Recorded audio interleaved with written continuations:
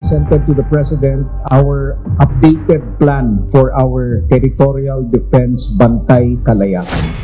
Pilipinas nagpapalakas ng militar, seguridad at mga armas pandigma. Napansin mo ba na parang napakatahimik ng Pilipinas at tila walang imik at walang ganti sa mga pangaharas at pambubuli ng China sa West Philippine Sea? Ang sabi ng iba, magaling lang ang Pilipinas sa mga salita sa media at diplomasya. Wala daw ginagawa para labanan ang agresibong China.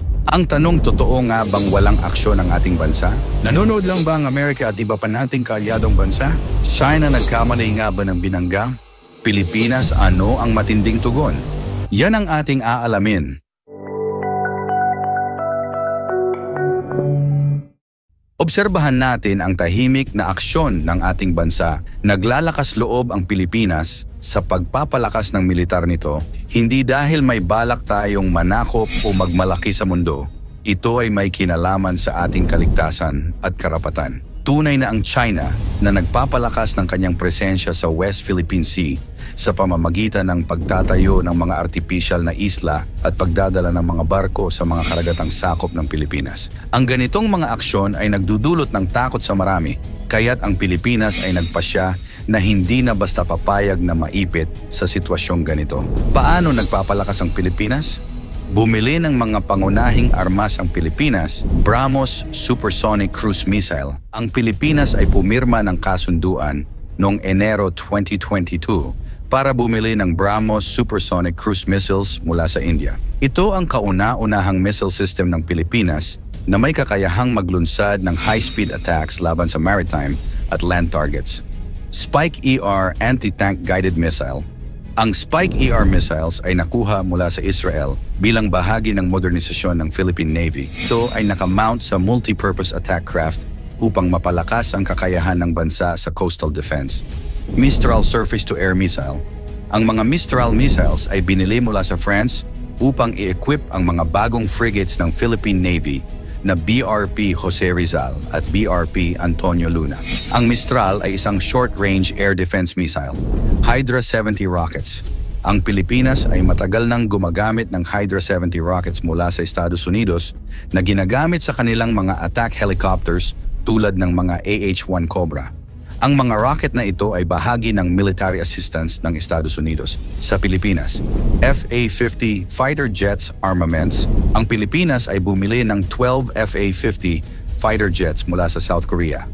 Ang mga jets na ito ay may kakayahang magdala ng iba't ibang missiles. Ang mga armas na ito ay bahagi ng patuloy na modernisasyon ng Armed Forces of the Philippines upang mapabuti ang kanilang kakayahan sa depensa at proteksyon ng teritoryo. Idagdag pa ang pinarami at pinalakas na EDCA sites ng mga Amerikano na inilagay sa ating bansa. Ito ay bahagi ng mga hakbang upang mapalakas ang seguridad sa rehiyon, lalo na sa harap ng mga isyong may kaugnayan sa territorial disputes sa West Philippine Sea.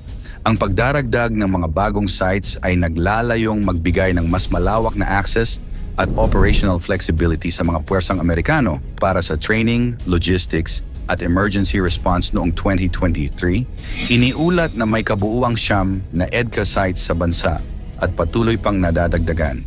Sa kasalukuyan pa ay nagsasagawa ng mga modernisasyon ang AFP sa ilalim ng Revised AFP Modernization Program na may layuning mapabuti ang kakayahan ng bansa sa pagdepensa at pagprotekta ng soberanya. Kasama rito ang pagbili ng mga modernong barko, eroplano at armas. Kabilang na ang mga multi-role fighter jets, frigates at submarines. Ang mga joint military exercises tulad ng Balikatan ay nagdaragdag ng karanasan at kakayahan ng AFP. Kamakailan pa nga ay hinangaan ng mga sundalong Pilipino sa mabilis na dekalidad na pagsasanay sa military exercise. Bakit nga ba nagpapalakas ng militar ang Pilipinas? Walang iba kundi ang agresibong galaw ng China sa rehiyon. Totoong hindi sapat ang diplomasya at negosasyon lamang, kailangan din nating ipakita na kaya nating ipagtanggol ang ating mga karapatan at ipamalas sa China na handa tayong tumugon sa anumang hamon at agresyon. Ganun pa man, alam ng Pilipinas na hindi natin kaya ang mag-isa. Kaya mayroon din tayong mga kaalyadong bansa na handang tumulong at sumuporta. Narito ang mga kaalyado ng Pilipinas at ang kanilang mga pangako sa seguridad. Una, Estados Unidos. Maraming suporta ng USA sa Pilipinas, pero ang pinakamatibay na kasunduan ay ang Mutual Defense Treaty or MDT ng 1951. Ito ay nagsasaad na ang Pilipinas at Estados Unidos ay magtutulungan sa kaso ng isang armadong atake laban sa alinman sa dalawang bansa. Ang MDT ay isang pangunahing haligi ng ugnayang pangsiguridad ng Pilipinas at Estados Unidos. Bukod dito, bukod pa ang Enhanced Defense Cooperation Agreement o ang EDCA na nagpapahintulot sa mga puwersa ng US na magtayo ng mga pasilidad sa Pilipinas at mag-imbak ng mga kagamitan sa mga base ng Pilipinas. Ikalawa, Japan. Strategic Partnership Agreement sa Pilipinas.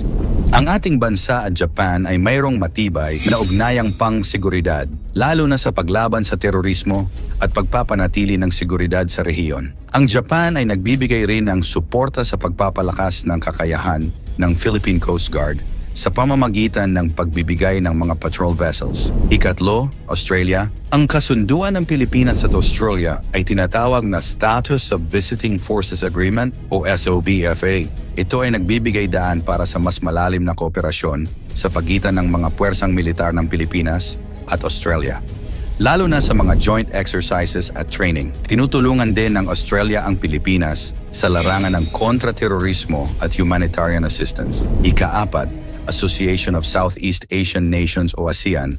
Ang Pilipinas ay aktibong miyembro ng ASEAN at ang ADMM o ASEAN Defense Ministers Meeting ay isang plataporma para sa pagpapalakas ng kooperasyon sa seguridad sa rehiyon.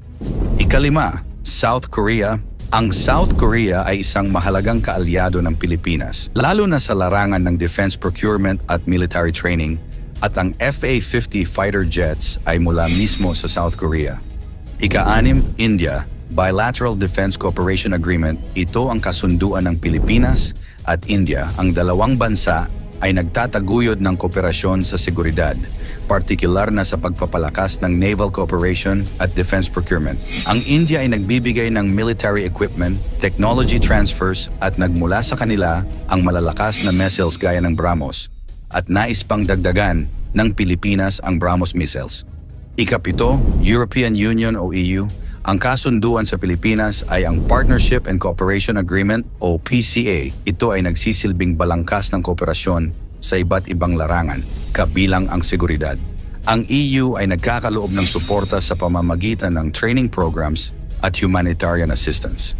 Bagaman ang Pilipinas ay hindi pa maituturing na isang military power sa rehiyon, patuloy na nagpupunyagi ang bansa na mapalakas ang kakayahan nitong protektahan ang sarili mula sa iba't ibang banta. Ang mga patuloy na pagsasanay, kooperasyon sa mga kaalyado at modernisasyon ay nagpapakita ng determinasyon ng bansa na mapanatili ang seguridad at kapayapaan sa rehiyon. Ikaw, ano ang reaksyon mo sa mga tahimik na hakbang ng Pilipinas sa West Philippine Sea?